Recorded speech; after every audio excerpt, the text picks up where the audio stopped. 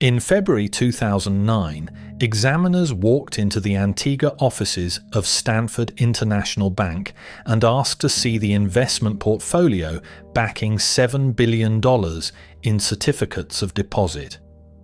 What they were shown was not a portfolio in any conventional sense. The bulk of the bank's claimed assets sat in a category management called Tier 3, a bucket controlled personally by Robert Allen Stanford and Chief Financial Officer James Davis, with no independent valuation and no external manager. The numbers printed in the bank's glossy investor statements existed on paper. The question the examiners faced, and the question this episode answers, is how a bank sells $7 billion in deposit instruments against assets that no third party had ever counted. The instrument at the center of this case is the certificate of deposit. A CD is among the most conservative products in retail finance. A depositor hands a bank a sum of money for a fixed term. The bank pays a stated rate of interest and returns the principal at maturity. The premise is safety. The depositor is not buying market exposure.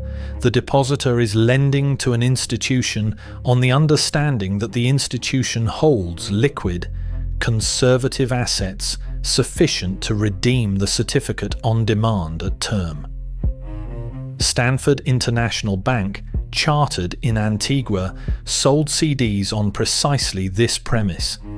Its marketing materials, according to the SEC's complaint, emphasized safety, liquidity, and diversification.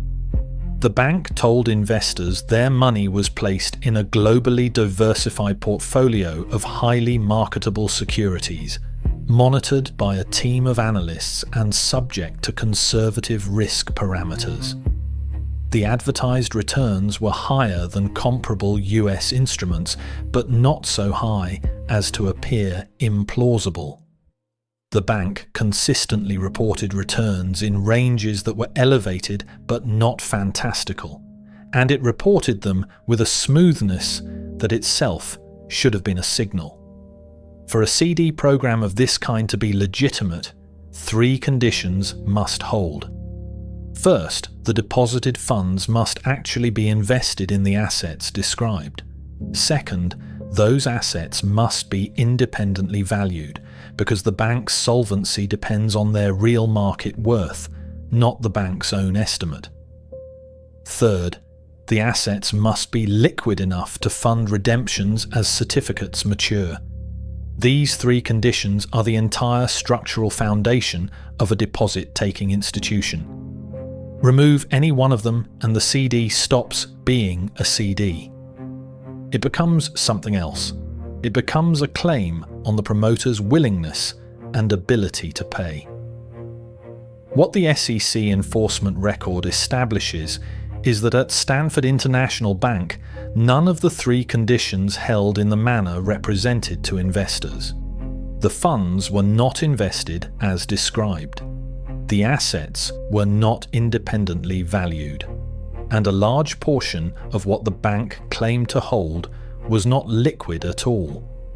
The CD was, structurally, a promise backed by the flow of new deposits and by valuations that Stanford and Davis generated themselves. To understand the architecture, begin with how the bank organized its own balance sheet. According to the SEC, Stanford International Bank divided its investment portfolio into 3 tiers. Tier Y was cash and cash equivalents. Tier 2 consisted of investments placed with outside managers. These 2 tiers were real, verifiable, and comparatively small. Together, they represented a minority of the bank's claimed assets. The remainder, the majority of the balance sheet, sat in Tier 3. Tier 3 is the entire mechanism. The SEC's complaint describes it as a category managed by Stanford and Davis without meaningful oversight, containing assets that were illiquid and, critically, not subject to independent valuation. This is where the money went. And what it went into was not a diversified portfolio of marketable securities. The record establishes that substantial portions of Tier 3 were channeled into private ventures controlled by Stanford himself, including real estate and speculative holdings, and into personal loans to Stanford. The examiner and regulatory findings later established that one of the largest single line items in the reported portfolio was a claim against Stanford personally. Consider what this means structurally. The bank told depositors their money was placed in liquid, arm's-length securities. In fact, a controlling share of the bank's assets was placed with the bank's own owner in ventures the owner controlled, valued by the owner and his CFO. The counterparty to the bank's largest exposure was the man who ran the bank. There was no independent party who could confirm that these assets were worth what the statement said, because the assets were, in effect, Stanford's own promises to Stanford's own bank. Now, the valuation. Because Tier 3 assets were illiquid and privately held, they had no market price. A market price is what makes an asset verifiable. Absent a market, someone must assign a value. The SEC found that Stanford and Davis assigned those values themselves. This is the point at which the balance sheet detaches from reality. When the same people who control the assets also determine the reported value of the assets, and no outside party checks that value, the balance sheet is no longer a record of what the bank holds. It is a statement of what the bank wishes to report. The record shows the reported figures were fabricated to hit targets. According to the SEC, and to Davis's own later admissions in the criminal proceedings, the bank's investment returns were reverse engineered. Rather than reporting actual portfolio performance, Stanford and Davis, in the government's account, decided on the return figures they wished to publish, and then constructed the numbers to match. The smoothness of the reported returns, the absence of the volatility any genuine diversified portfolio would show, was not a sign of skilled management. It was the signature of numbers produced to a target rather than measured from a market. This produces the structure that defines the case. On one side, real cash was flowing in from depositors, tens of thousands of them across more than 100 countries, buying CDs on the promise of safety and liquidity. On the other side, that cash was being deployed into illiquid, related party holdings whose stated value was manufactured internally. The gap between the assets the bank claimed to hold and the assets it could actually redeem was covered by one thing: new deposits. Step 1. An investor buys a CD, delivering cash to the bank. Step 2. A portion of that cash funds redemptions and interest payments to earlier investors, and a portion flows into Tier 3, into Stanford-controlled ventures and personal use. Step 3. The bank reports a healthy, diversified, independently sound portfolio, its value set internally, to reassure existing depositors and attract new ones. Step 4. The reported returns, engineered to a target, sustain confidence and drive further sales. The system functions as long as new money exceeds redemptions. This is the mechanical definition of a Ponzi structure. The SEC charged it as one. What made Stanford's version durable was the banking form. A conventional Ponzi scheme promises implausible returns and collapses when withdrawals spike. Stanford wrapped the structure inside a chartered offshore bank, marketed a conservative product, and reported modest-sounding returns. The banking form supplied the appearance of the very independent verification the scheme lacked. which raises the detection question.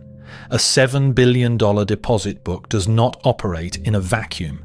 There were auditors, there was a regulator, there were brokers selling the CDs. Why did the verification chain hold for so long? Begin with the auditor.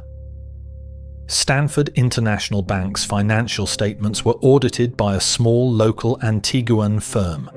The structural problem is scale mismatch. A bank claiming $7 billion in assets sold across the world was audited by a firm with no capacity to independently value a multi-billion-dollar illiquid portfolio and no evident incentive to challenge the institution that was its dominant client. The SEC record notes the audit relationship and the absence of any genuine independent verification of the Tier 3 assets. An audit confirms that reported figures reconcile to underlying records. It does not, in this posture, confirm that privately held, self-valued assets are worth what management claims. The single control that could have caught the fraud, an independent valuation of Tier 3, was the exact control that did not exist. Now, the regulator. Stanford International Bank was chartered and supervised in Antigua. The record and subsequent proceedings established a compromised relationship between Stanford's operations and the Antiguan regulatory apparatus. The head of the Antiguan regulator, Leroy King, was later charged in connection with accepting bribes from Stanford in exchange for regulatory protection and for feeding Stanford information about inquiries from the SEC. Structurally, this is the failure of the second gatekeeper. A regulator exists to independently verify what an institution reports. When the regulator is compensated to look away, the offshore charter stops being a supervisory jurisdiction and becomes a shield. Now, the distribution chain. The CDs were sold in the United States through Stanford's affiliated broker-dealer and investment advisor. Financial advisors earned substantial commissions on CD sales, structured to reward volume and asset retention. The incentive ran towards selling and holding, not toward interrogating the product. The advisors were not positioned to audit the Antiguan bank's portfolio. They relied, as the investors did, on the reported figures and the audited statements. Each link in the chain relied on the link beneath it, and the bottom link, the internal valuation of Tier 3, was controlled by the two men perpetrating the fraud. For detection to have occurred earlier, one thing would have had to be true. Some party, with both the authority and the independence to demand a valuation of Tier 3, would have had to actually demand it and follow through. The SEC had received tips and warnings over a period of years. What ultimately forced the issue was not the discovery of a hidden document. It was the simple act of walking in and asking to see the assets. When that question was finally pressed, there was no answer. The unraveling followed a familiar sequence for structures dependent on new money. In 2008, as global financial markets seized and liquidity evaporated everywhere, redemption pressure rose and new deposits became harder to attract. A scheme that requires inflows to exceed outflows cannot survive a run. As the SEC intensified its examination in late 2008 and early 2009, the central question crystallized around the Tier 3 assets and their valuation. On February 17, 2009, the SEC filed a civil enforcement action charging Robert Allen Stanford, James Davis, and others with orchestrating a massive fraud centered on the sale of the CDs. The complaint alleged the misrepresentation of the portfolio, the internal fabrication of returns, and the concealment of the related party nature and illiquidity of the Tier 3 assets. A federal court appointed a receiver to take control of the Stanford entities. The bank was placed into insolvency proceedings. The critical evidentiary development came from within. James Davis, the chief financial officer, the co-manager of Tier 3, pleaded guilty and cooperated with the government. His testimony established the internal mechanics, that the reported returns were fabricated, that the portfolio did not exist as represented, and that the largest components of the balance sheet were tied to Stanford personally. Testimony established that the values were set to targets. The man who had co-produced the numbers explained how they were produced. In 2012, a federal jury convicted Robert Allen Stanford on multiple counts, including fraud, conspiracy, and obstruction. The court sentenced him to 110 years in prison. The conviction established, as a matter of the closed record, that the CD program was a Ponzi scheme, that the reported portfolio was fictitious in its material representations, and that depositor funds had been diverted to Stanford's personal ventures and use. When the receiver took control, the mechanism became visible in its collapse. The assets available to satisfy $7 billion in claimed deposits were a fraction of that figure. The gap between the reported balance sheet and the recoverable assets was the accumulated fabrication, the difference between values set to a target and values a market would pay. Recoveries for depositors, pursued through the receivership over many years, returned only a portion of principal. What this case establishes about the mechanism is precise. The vulnerability was not the certificate of deposit, which is among the safest instruments in finance. The vulnerability was the valuation of illiquid, related party assets by the parties who controlled them, inside a form that borrowed the credibility of independent supervision without submitting to it. The offshore charter supplied the appearance of a regulated bank. The local audit supplied the appearance of independent verification. Neither actually tested the one number that mattered, the real market value of Tier 3. The structural finding is that verification collapses at the point where the valuer and the owner are the same party and no external market sets the price. Every gatekeeper downstream, the auditor, the distributing broker, the individual investor, inherited a figure that had never been independently checked. The chain was long, but it terminated in a self-report. The case sharpened attention on the use of offshore charters as verification shields, on the treatment of related party and illiquid holdings, and on the limits of an audit performed by a firm structurally incapable of valuing the assets it certifies. The finding it leaves is not about the man. It is about the number that no one outside the bank had ever counted, printed on a statement that promised it had been.